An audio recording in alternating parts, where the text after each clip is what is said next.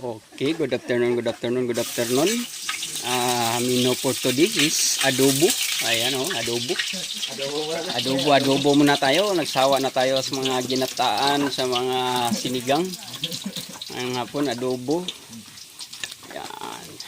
Imikos-mikos na yun imikos-mikos na yung bawang at saka sibuyas.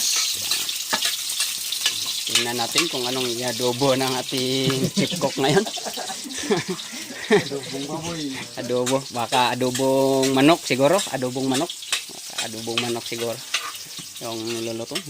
Usok pa lang, sobrang bango na. Napakatindi. Siguro baboy siguro na adobo ngayon. Hapon, tirong mino ngayon. Yan. Ganyan talaga pag magluto ng mag-adobo, medyo ipa-brown muna ng konti yung yung bawang. Saka parang kinatanggalan pa ata ng balahibo yung manok ata niluto kasi tinanggalan pa ng balahibo. Yan yung natin ngayon. Minarinate pa. Yan, antayin natin kasi minarinate pa yung i-adobo dyan. Ito muna tayo. Alam ko na ito, kanin to eh.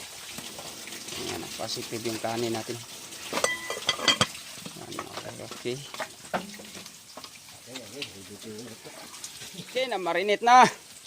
Tingnan natin kung adobo nga. Positive. Adobo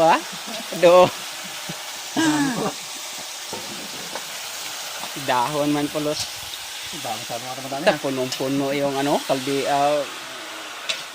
Adobong kangkong pala, adobong kangkong. Yung mino pala. Kala ko adobong baboy or manok. Adobo pa rin. Kangkong nga lang. Adobo pa rin. Adobong kangkong, positive. Ulam natin ngayon, adobo. Gimikos-mikos na sa chip cook ko. Yan, mikos-mikos, champion. Okay. Yan, antayin natin mga guys. Maluto yung adobo natin at sabayan na natin na kainin. Yan, tinakpan yan. Mga 2 oras, 30 minutes siya na palambutin. Lambot na siguro yan, mga 30 minutes yung adobo natin. Gas. Medyo matanda na kasi yun. Adobong kangkong, positive. Alright.